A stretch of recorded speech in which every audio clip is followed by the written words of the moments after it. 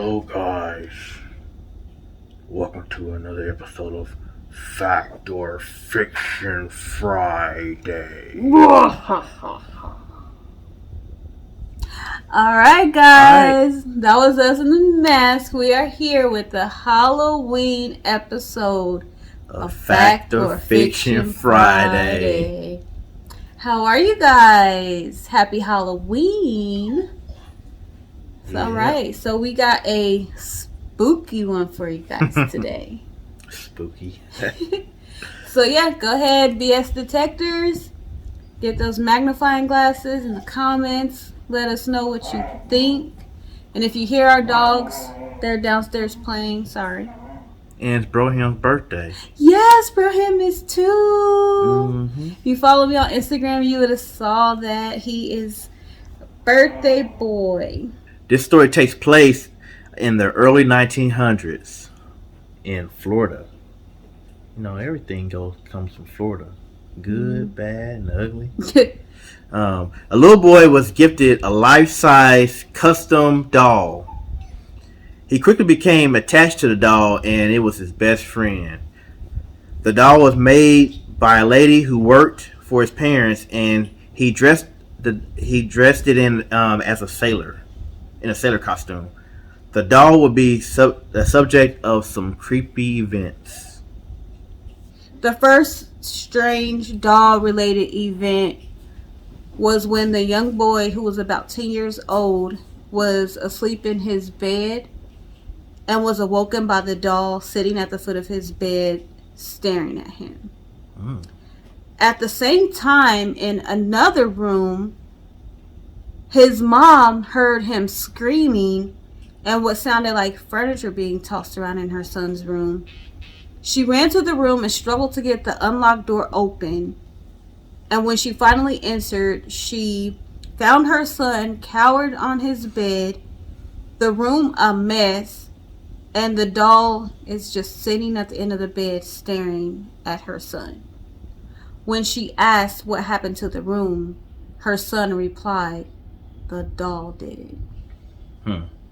Over the years, the parents noticed things about their son's beloved doll.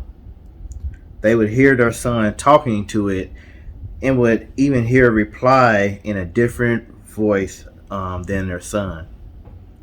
It doesn't end there because they even saw the doll speak and change facial expressions.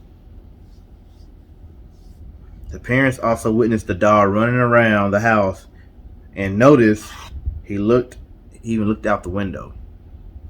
As their son was attached to the doll, they never got rid of it. Alright, so now as an adult and both parents dead, the doll owner moves back into his parents' house where his doll lived this whole time. Knowing the doll enjoyed looking out the window, he set him up in the attic.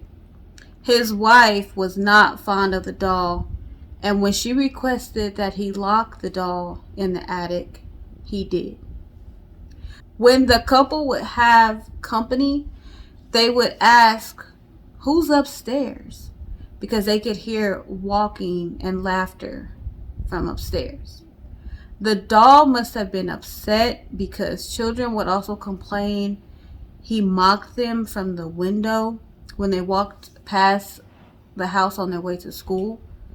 One child complained that the doll was staring at him not from the attic, but from an upstairs bedroom window. This prompted the owner to investigate, and sure enough, the doll was in the bedroom, sitting in a rocking chair near the window. After this, he would often escape from the attic. Once his owner died and the wife moved out of the house, she left the doll in the attic on purpose. The next owners moved in and found the doll. They had a teenage daughter who claimed the doll as her own. Soon after, she told her parents that the doll was alive and she felt it wanted to harm her. When she would see the doll moving around the room at night, she would scream and wake her parents. Tired of her waking them up, they gave the doll away. All right, guys. All right, so we told you a creepy story about a doll who was alive, was talking and moving about the house, and a boy who was so attached that his parents couldn't get rid of it. So what do you guys think of the story? Do you think the story is fact or fiction? Comment below.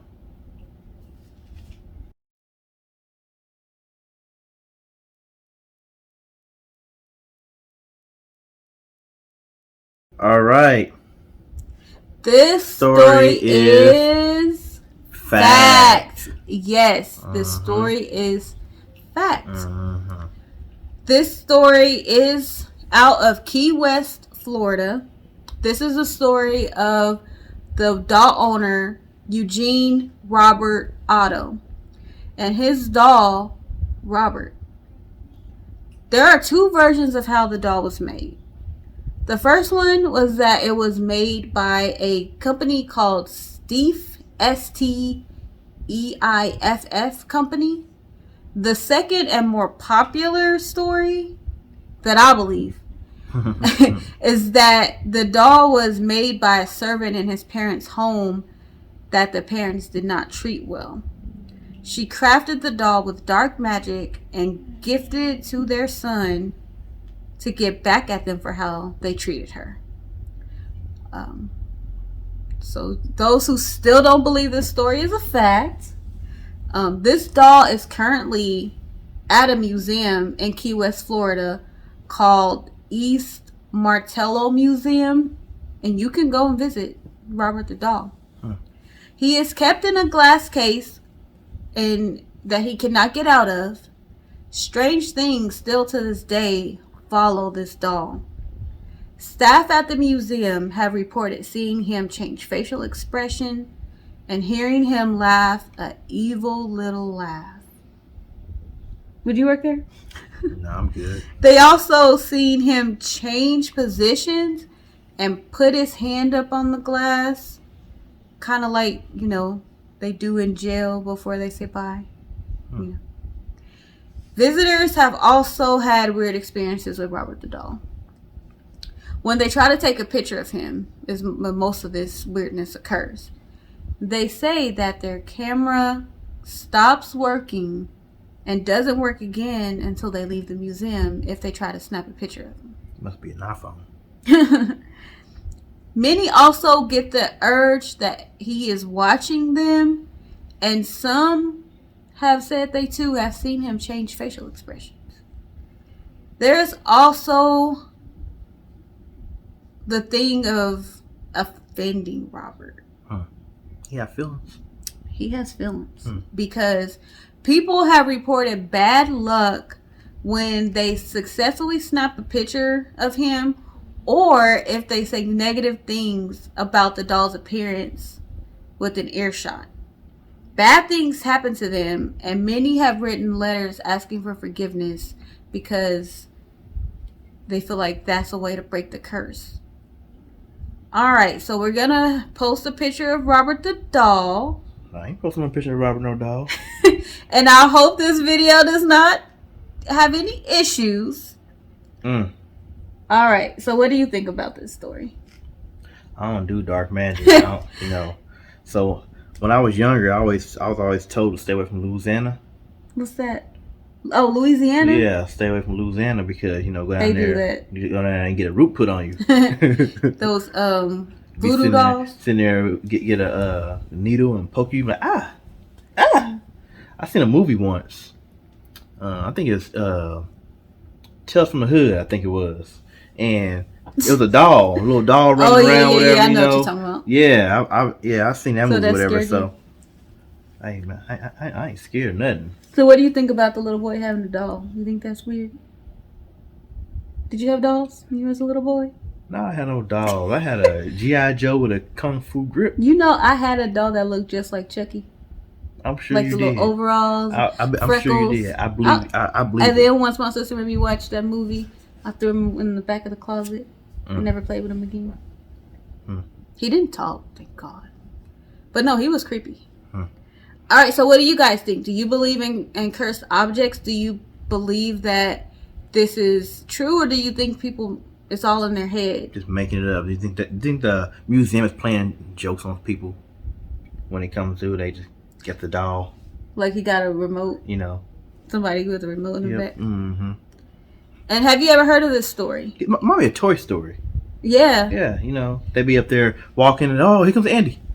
Yep. All right, so I want you guys to comment down below if you've heard of this story. Mm-hmm. And then I also want you to comment below if you would go to Key West and go visit this doll. Yep. I don't think I would. I think I would go to Key West. And I think I would go there, and I like going to museums. And I'll probably ask him, hey, where that doll at? He's over there. All right, I'll be over here. I'm not even going to go over there.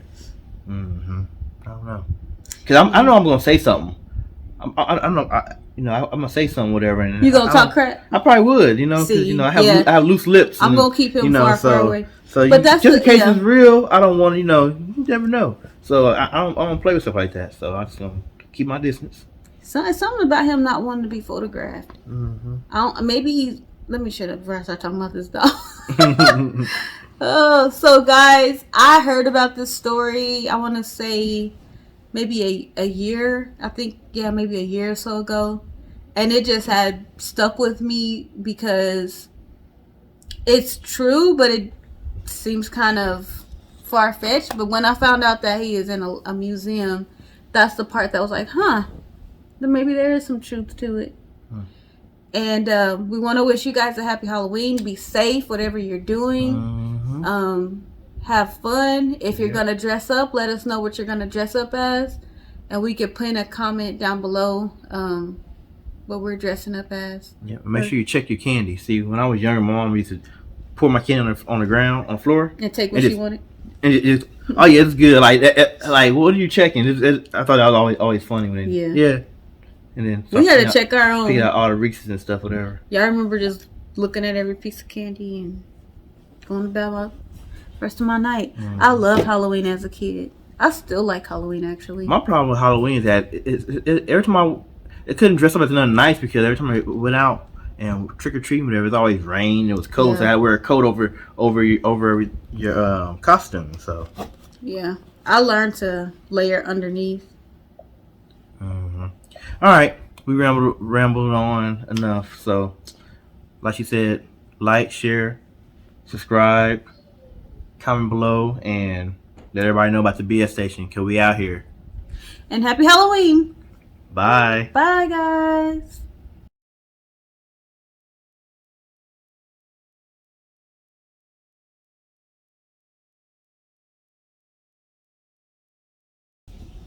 So the first strange doll-related incident. Sorry, the camera and my computer is too far away from each other.